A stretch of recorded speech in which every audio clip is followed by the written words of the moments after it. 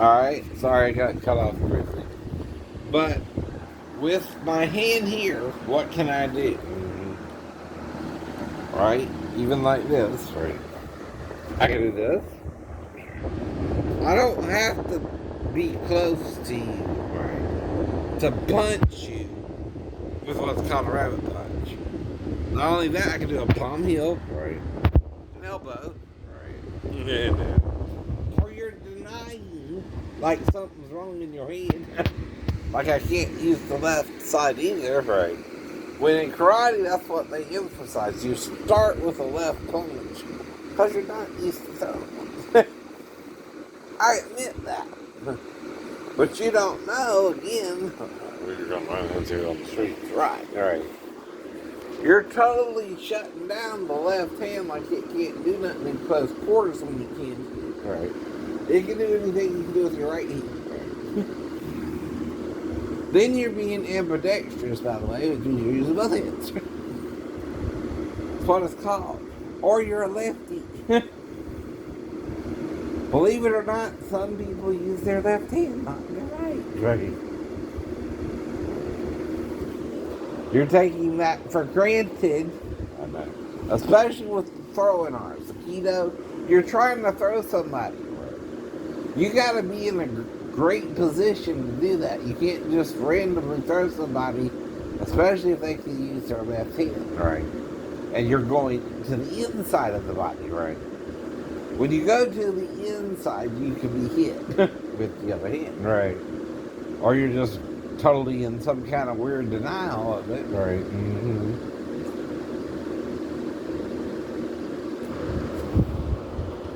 And you're a martial artist, right? You're not considering, again, the other person's skill level. Right. And you don't know. That's what I mean, right? See, when you don't know, you're assuming. I can even palm heal you, right? Now, I know you're demonstrating the technique, but even full straights. See, the palm can hit you from the side, straight on, or to the groin, right? Kind of straight into it, right? From where your hand's at, right? See, he's wide open right there, all on the side, right? Because Japanese culture, especially in judo, jiu-jitsu, and aikido, makes the left arm as if it's paralyzed or something. And you can't use it, right? That's one problem with the Japanese going to the inside, right? They act like the person can't use their left hand because most people in Japan are probably right-handed, right? They're so used to not using it, right? But they don't know about southpaws. We in America do. Not just because of the movie Southpaw. Which means you're left-hand dominant, right? See, the Japanese culture don't even really understand that concept of using left hand, right? See, we've heard of ambidextrality too, right? Which means you can use either hand, right? Now, like my stepdad, he's left-handed. That's why I'm emphasizing that, not because he would attack me or I would attack him for no reason, or at all. Right. But that's what I mean. He's acting like someone in my family might have attacked me. Even my stepbrother, when all we did was supposed to be going to the store to drop him off, maybe, right, at his girlfriend's house, which was an older woman named Vivian at the time, right? And that, again, right, he's somehow family or something, but he's not. What he's doing is attacking someone he done attacked and thought he should have won. Right. But he didn't fully win, and he's worried about me wanting revenge or something. Right. Or that I'll remember what he did or something. Right. But I keep telling him, I probably got amnesia of it. We'll have amnesia of it too, because you're trying to make it look like I was in a car wreck or something. And I know You're going to try and knock me out or black me out or whatever you want to call it, right? Now, once I'm out, though, I'm out, right? Whatever you do to me, once I'm out, I won't even remember, right? So you can basically do what you want to do, right? But once I'm out, I won't remember nothing, right? Depending on how hard you hit me, of course. And I'm going to make you come at me with full strength. And if there's more than one, someone will eventually get in. Yeah, I know that. Do you know I know that, right? I took martial arts for a reason, right? I know.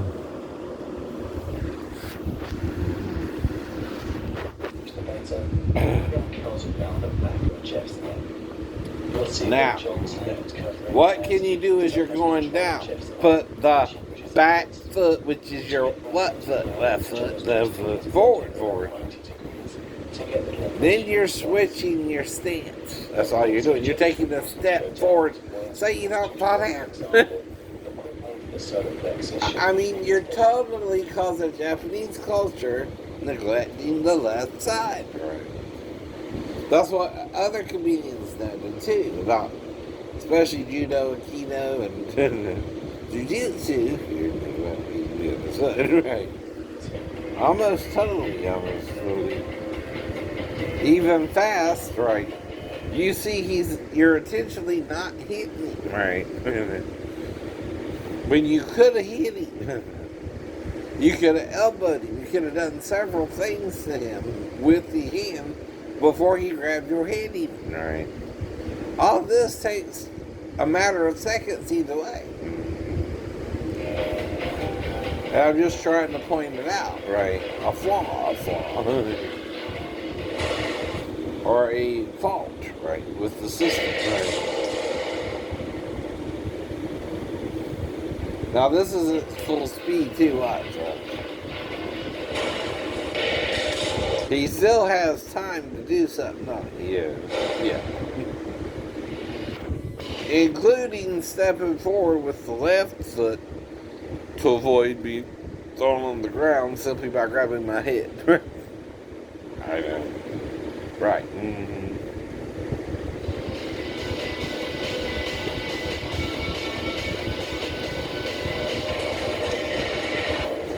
Now that his left hand grabbed his hand, but can he do something instead? Right.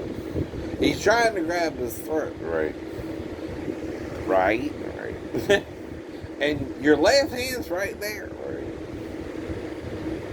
Why didn't you just twist his wrist as he's coming in, or block him with the left hand? Right.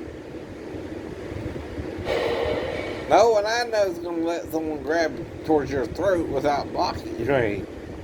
On both hands. Aren't you taught to use both hands? Right. Well, why don't you? This is the more advanced version of the throat grabbing drop. The one major difference is to this. You're acting like your left hand blinded, right? In other words, you can't see he's coming into the left hand. You can't do nothing to stop him. Right. Then you're choosing not to. Right. You're not developing a system where you're ambidextrous, which is better than being left or right-handed anyway, right? Using both hands is always better than one or the other. Yeah. And in Japanese martial arts, they focus on one hand, right? Right. And it's not their fault that they don't know other cultures have left-handed people even, right? I'm not putting it down, right, or saying it can't work. You just gotta realize there's two hands involved every time you throw a technique. That worked because he went to the outside, right? I keep telling you why. If you go to the outside, that neglects the left hand, right? But if you go to the inside, it don't. A person could use it against you, right?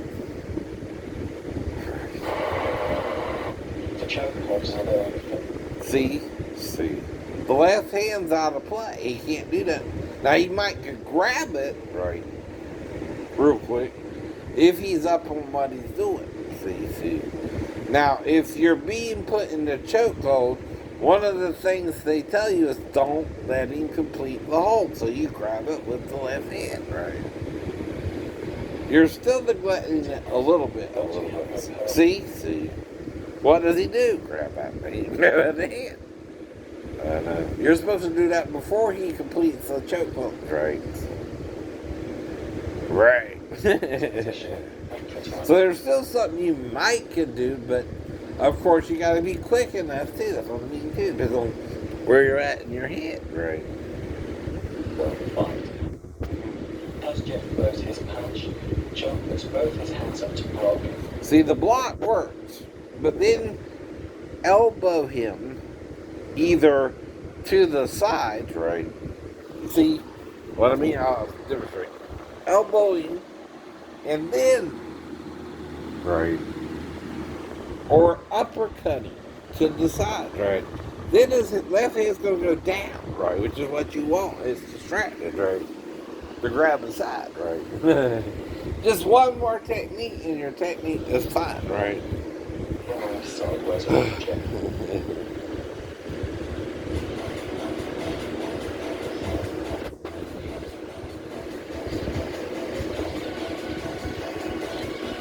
Now this works, right? So you're blocking both hands, and he started with the left, right? Jeff is coming in with a flurry. Right. But you're more prepared here than the other places. And he's right-handed. How do I know? Right. His left foot is forward, right? But if someone's a southpaw, their right foot's going to be forward, right? Now you have him attacking off his weaker hand too, right? The left. John understands. Unless it's already a double punch, right? Which means I'm going to throw two, right? The punches at 92.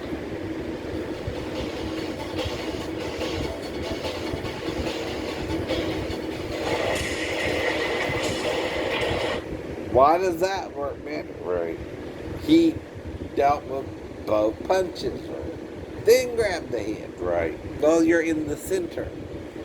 See, once you're inside someone's guard, right? Which is what he did there, right? He went inside the guard, right? You can bring him down, right? Both hands are dealt with, and he's got to come up with something else real quick in a short amount of time. That technique works, right? Cover and headbutt, right? Really, you push the head back, but that works too. A headbutt would be using your head to the nose, but okay. He just pushed the head back, but whatever. Version of the technique we've just seen. It starts exactly the same, with Jeff charging in to work multiple punches to the head. Again, John raises both his arms up to cover, and again, John grabs Jeff's head. In this instance, John will grab Jeff's head by slamming palms of his hands against Jeff's ears. The pressure this creates is enough to perforate Jeff's eardrums. This has an apparent effect, all making noises Alex. Right. As Jeff is very close now, John's in a good position to apply the headbutt. Okay, I didn't see that. To Right. strike the bridge of Jeff's nose with the top of his own forehead. This should cause Jeff's nose to break. It will almost certainly make him bleed. One quarter hour. And then you push him back, right?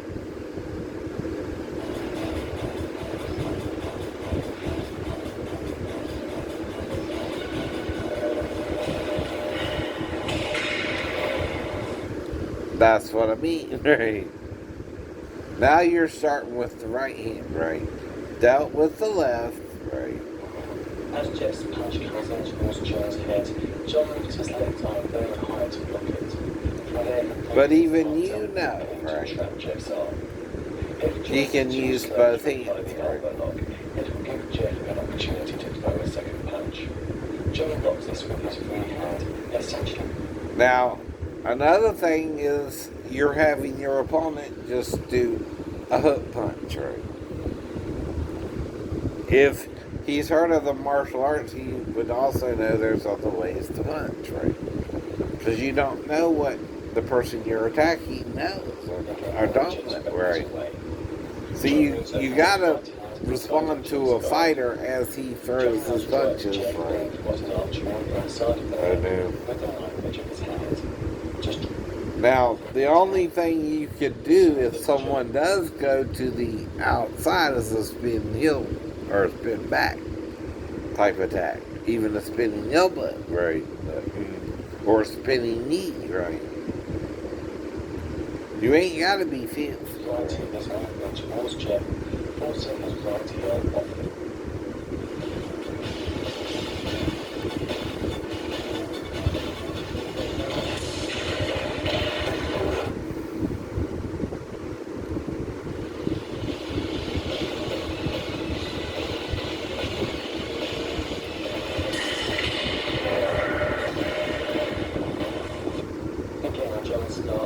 So there he's dealing with his cheeks, right? Tear the ear. I told you that before, right? Myself. I never watched this video fully through, right? But I told you sometimes I sit them down and go over the other ones first, right? I forgot those were there actually, right? I didn't go over them until now, right? As the flurry of punches come, John raises his arms to protect his head. When he raised his second arm to block, you'll see his hand is now very close to Jeff's ear. It's so close, in fact, that it takes no time at all for John just to stretch out, grab the ear, and then whip it downwards. That's called a tiger claw. Rawr, rawr, rawr.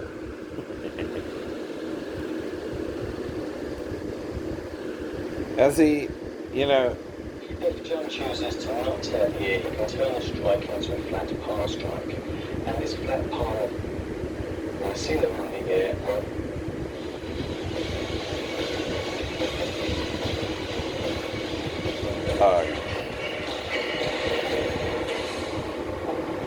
Sorry, I'm doing it. Punches coming in, John attacks the first incoming punch. He brings both his hands up. He slides in as close as he can, and then puts his head down so it's no longer a viable target. You'll see that John is so close that Jeff's second punch just sails right past his head. Capitalizing on Jeff's full momentum, John now raises his knee into Jeff's floating ribs. Right. From here he can either repeat the knee motion, or he can push Jeff away.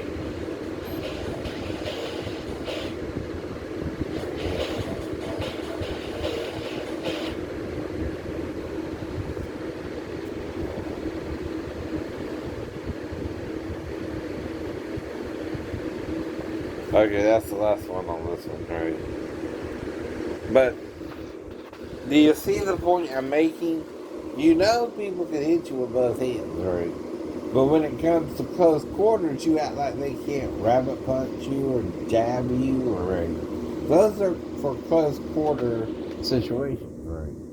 He can even uppercut you into the gut or hammer fist you, right? If he knows about the martial arts or not, that depends now, right? I'm not saying it can't necessarily work or not either, it depends, right?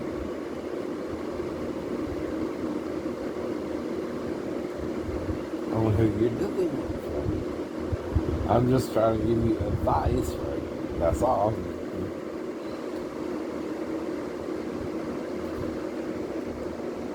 To this point, right?